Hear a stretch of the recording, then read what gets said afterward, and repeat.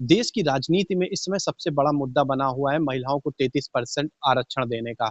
जिस जिस तरीके से भाजपा सरकार इसको महिला सशक्तिकरण पर एक ऐतिहासिक कदम बता रही है, तो वहीं विपक्षियों का कहना है कि ये सिर्फ चुनावों को लेकर के जुमलेबाजी की जा रही जुमलेबाजी है, इस कारण इसको लाया गया है। पहले जाति जनगणना होनी चाहिए थी, परिसीमन होना चाहिए था, उसके बाद इस अधिनियम को लाना चाहिए था।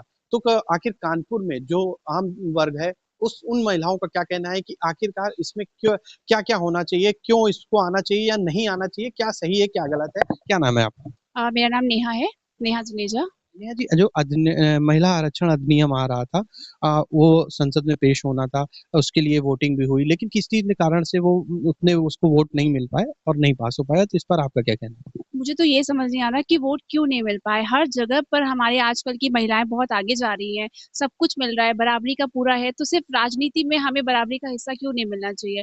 मेरे को लगता है कि अगर हम लोग राजनीति में अगर हम महिलाएँ भी आगे आएँगी, तो ये होगा कि अगर राजनीति में पुरुष हर बीच में जाके उनकी प्रॉब्लम समझते हैं, हर गाँव में जाके उनकी प्रॉब्लम समझते हैं, तो महिलाएँ भी अगर साथ में जाएँगी, तो मुझे लगता है कि और मजबूती मिलेगी हमारे देश को आगे बढ़ने के लिए और मुझे ऐसा लगता है कि महिलाओं को इस चीज़ में आरक्षण मिलना चाहिए। राजनीति में महिलाओं को बराबर की हिस्सेदारी मिलनी थी, इस पर मैम आपका क्या नाम है? मेरा नाम भारती है। भारती जी, इस यहाँ जैसे राजनीति में महिलाओं को भी अब बराबर की हिस्सेदारी मिलने वाली थी, मगर अब कहीं न कहीं ये मामला फिर से रुक गया है, तो क्या लग रहा है इसमें? नहीं मिलनी चाहिए बराबर की हकदारी क्योंकि ये है कि अगर वो लोग सीट पे बैठे होंगे जैसे हम लोग उनसे जेंट्स लोगों से खुल के अपनी चीजें नहीं शेयर कर पाते हैं तो हम लोग लेडीज से खुल के बोल सकेंगे तो इसलिए हम लोग की जो समस्या होंगी वो जल्दी हल होंगी। अच्छा, अगर पॉलिटिकल एंगल से लोग तरह-तरह की बातें कर रहे हैं, लेकिन भाजपा सरकार का कहना है कि ये जो मुद्दा है और ये जो अधिनियम है, ये नारी सशक्तिकरण पर एक ऐतिहासिक कदम होगा। तो लग रहा था कि ये अगर आता है तो ज़रूर एक ऐतिहासिक कदम होगा। जी जी होगा।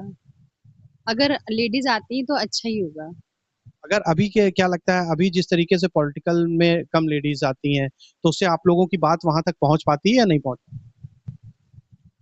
कुछ दिक्कतें आती हैं अगर लेडीज रहेंगी तो हम लोग की शायद सुनवाई ज्यादा हो। अगर बात करें कि जिस तरीके से राजनीति में महिलाओं को अब तो 33% आरक्षण दिया जा रहा था, लेकिन ये रुक गया है। क्या लग रहा है कि जो पार्टी ने वोट नहीं दिया है, उनका क्या उनकी तरफ से वोट नहीं है, उनका कहना है कि ये अभी पास नहीं होना चाहिए, कुछ चीज़ों की कमी है, तो आपको क्या लग रहा है? सर मेरे हिसाब से लगता है कि एक चुनावी दाव है क्योंकि जब पहले ये बिल आ चुका था 2023 में तो उस टाइम भी उसको सपोर्ट करना चाहिए था इनको। लेकिन अभी जब चुनाव करीब है तो फिर उसी वक्त ये लाना और फिर महिला आरक्षण के नाम पे उनसे वोट की दरकार यानी मांग करना तो हमें लगता है कि ये थोड़ा सा इसमें थोड़ा झालमेल है। और रही बात विपक्ष की तो विपक्ष भी अपना इसमें काम कर रहा है कि इसमें मैं ऐसा नहीं कि कोई सपोर्ट है लेकिन इस बिल का मिसयूज हो सकता है। जैसे अभी ये प्रधान जो चुनाव होते हैं गाँव वाले उसमें महिलाओं को जो है आरक्षित सीट दी गई है लेकिन उसका फायदा सिर्फ पुरुष उठाते हैं। महिला फ्रंट में रहती है लेकिन सारा बैकग्राउंड में काम पुरुष ही कर रहे हैं। तो हमें नहीं लगता कि इस बिल का कुछ खास यूज हो सकता है। महिला अधिनियम आरक्षण जो संशोधन बिल था, उस पर फिलहाल के लिए अभी वो रुका हुआ है। क्या लग रहा है कि महिलाओं को भी ये राजनीति में आगे आना चाहिए या क्या क्या होना चाहिए? क्या नाम है आपका? मेरा नाम हरीश कुमार। क्या लग रहा है आपको क्या होना चाहिए था इसमें? आना चाहिए जरूर महिलाओं का वही आगे। अभी तो फिलहाल जिस तरीके से ये था कि 33% आरक्षण महिलाओं को मिलेगा, तो उससे क्या आप लोगों को लग रहा है किस तरीके का मतलब जो अपने यहाँ का जो माहौल है, उस पर क्या बदलाव देखने को आपको मिलता है? भाई महिलाएं आगे बढ़ेंगी सशक्त होंगी तो हम लोग को जो है आगे जैसे हमारे घर में ही महिलाएं हैं तो सपोर्ट तो काफी मिलना चाहिए। अब ऐसे घर में केवल हाउस वाइफ बन के बैठना है या घर में बैठना तो वो भी ठीक नहीं है ना आज के जमाने के हिसाब से। लोगों का कहना है कि अगर महिलाएं आगे आएंगी तो राजनीति में अगर महिलाएं आगे आती हैं तो आम जनमानस जो है, आम जनता जो महिलाएं हैं, उनको काफी आराम मिलता है, उनकी लोगों को समस्याएं सुनते, तो इसमें लगता है आपको कि उनकी समस्याएं पहुंचती सरकार तक? हाँ क्यों नहीं। महिलाएं देखिए पुरुषों से महिलाएं ज्यादा मेरे मेरे हिसाब से ज्यादा समझदार है क्योंकि वो एक एक चीज को जो है समझती हैं, समझ के ही आगे बोलती हैं।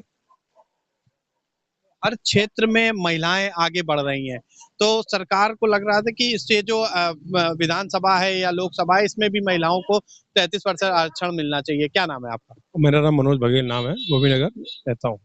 क्या लग रहा है, मिलना चाहिए या नहीं? मिलना चाहिए। महिला आगे आएंगे, देश की तरक्की होगी, देश की तरक्की होगी। फिलहाल विपक्ष इसका विरोध कर रहा है। विपक्ष का काम है विरोध करना, और सरकार का काम है महिलाओं को आगे करना। भाई सरकार कर रही तो अच्छा ही करेगी। तो महिला सशक्तिकरण के लिए ये एक ऐतिहासिक कदम बताया जा रहा, तो लग रहा है कि इसमें कोई ऐतिहासिक कदम होता। अब वो तो है ही है, ऐतिहासिक कदम तो है ही है, ये बहुत अच्छी चीज है, ये बहुत अच्छी चीज है ये तो। तो अब इस पर फिलहाल के लिए तो मान लीजिए अभी तो विपक्ष ने इस पर समर्थन नहीं किया है। अगर समर्थन करता तो क्या लग रहा है कि समाज की दिशा और दशा बदलती? वो तो बदल जाती है, विपक्ष सपोर्ट कर देती तो फिर काम तो हो ही जाता। सरकार क्या नाम है इस चीज को जल्दी पास कर देती। सरकार की तरफ से जो पहल की गई थी महिला आरक्षण अधिनियम को लेकर के 33% सीट रिजर्व होगी, तो क्या लग रहा था आपको ये जो कानून था ये सही था या गलत? ये कानून गलत है, हर जगह से गलत है। कहीं भी एक महिलाओं को इतनी जरूरत नहीं है, जितनी जरूरत है वो उससे कम ही मिल रही है। जितना आरक्षण मिलना चाहिए वो कई ये सरकार नहीं दे पा रही है, जितनी जरूरत है वो नहीं मिल पा रही है। तो ये कानून पूरी तरीके से गलत है, इसको पास ना किया जाए। अच्छा, तो अगर मान लीजिए विधानसभा या लोकसभा में 33% महिलाएं पहुंचती, पॉलिटिकल क्षेत्र में आगे बढ़ती, तो लग रहा है कि समाज की दिशा दशा बदलती या जरूरत नहीं है? नहीं, बदलेगी जरूर। अगर आरक्षण पूरी तरीके मिलेगा या पूरी तरीके उनको स्थापना मिलेगी तो जरूर आगे बढ़ेंगी, लेकिन अभी उस हिसाब से उस नहीं है। क्या नाम है आपका? भैया मेरा नाम नवीन तुलसानी है और मैं iron and hardware merchant association Kanpur का अध्यक्ष हूँ। आपको क्या लग रहा है कि जो 33% आरक्षण था ये सही था या गलत था? देखिए, सरकार किसी का भी हो, अगर एक महिला आरक्षण के लिए लाया गया कि 33% महिलाओं को सांसदी की या विधायकी की टिकट मिलनी चाहिए, तो मेरे हिसाब से देखिए मातृशक्ति अपने आप में सबसे बड़ी शक्ति होती है। जब हम कहते हैं हम हिंदू धर्म से हैं, भगवानों के लिए जब सृष्टि में कोई समस्या आती थी तो माँ के रूप में, दुर्गा रूप में, काली रूप में, चंडी रूप में मातृशक्ति ने ही देश की और राष्ट्र की रक्षा करी है। तो मातृशक्तियों को ये उनका अधिकार है। ना भाजपा उनको दे के कोई इंसान कर रही है, कोई भी पार्टी एहसान नहीं कर रही है। मातृशक्तियों का अधिकार है कि जब वो घर चला सकती हैं। आज आप देखिए पूरे देश में बड़े-बड़े संस्थानों में मातृशक्तियों का अहम रोल है। वो उस काम को कर रही है, तो मुझे लगता है मातृशक्ति अगर सांसद बन जाएंगी तो उसमें क्या दिक्कत है? ये उनका अधिकार है और होना चाहिए।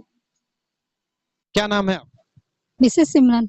सिमरन जी, जिस तरीके से महिलाओं को 33% आरक्षण दिया जा रहा था लोकसभा में भी, विधानसभा में भी, तो अगर वो आता तो फिर उसका क्या प्रभाव पड़ता समाज में?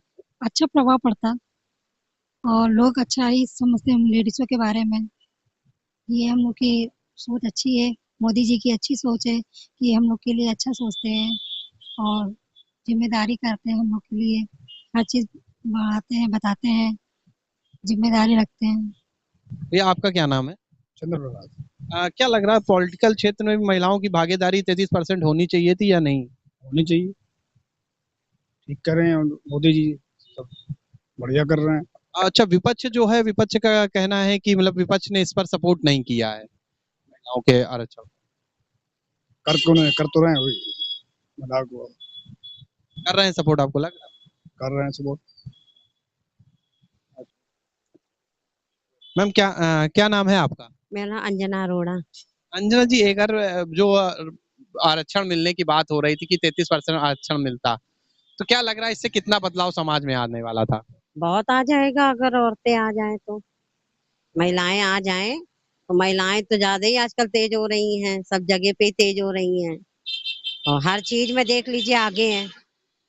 जहाँ कहीं भी देख लीजिए सब जगह पे आगे हैं। अगर विपक्ष ने इस पर सपोर्ट नहीं किया है, वो गलत किया ना उन लोगों ने, उनको ऐसा नहीं करना चाहिए ना, हमेशा ही आना चाहिए। आपको क्या लग रहा है कि अगर पॉलिटिकल क्षेत्र में महिलाएं आगे आती हैं तो एक नए समाज को ऊर्जा मिलेगी? बिल्कुल मिलेगी, मिलेगी, बिल्कुल मिलेगी, क्योंकि और भी ज्यादा ही जितना वो घर संभाल सकती हैं तो बाहर भी कर रही है ना, फिर तो दोनों तरफ से इन लोग को होगा। अच्छा, अगर बात करें महिलाओं की, कि महिलाएं जो हैं जिनको ये लग रहा है कि अगर महिलाएं आती, राजनीति में महिलाएं आती तो हम लोगों की जो महिला समाज है उनको लगता है कि हम लोगों की समस्याएं और ज्यादा अच्छे से सरकार तक पहुंचती है, ऐसा लग रहा है आपको? हाँ, पहुंचेंगी। वो तो जब जाएंगे सभी लोग तो देखेंगे, उनकी सुनेंगे।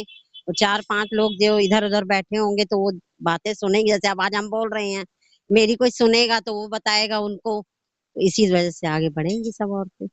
तो कहीं न कहीं ये लग रहा है लोगों को कि से महिलाएँ अगर राजनीति क्षेत्र में भी आगे बढ़ती हैं, तो इसका असर आम वर्ग की जो महिलाएँ हैं, उन पर भी पड़ेगा। तो ये मोदी सरकार की एक पहल अच्छी थी, कहीं न कहीं लोगों को ये लगता है, लेकिन विपक्ष ने अभी इस पर समर्थन नहीं किया है।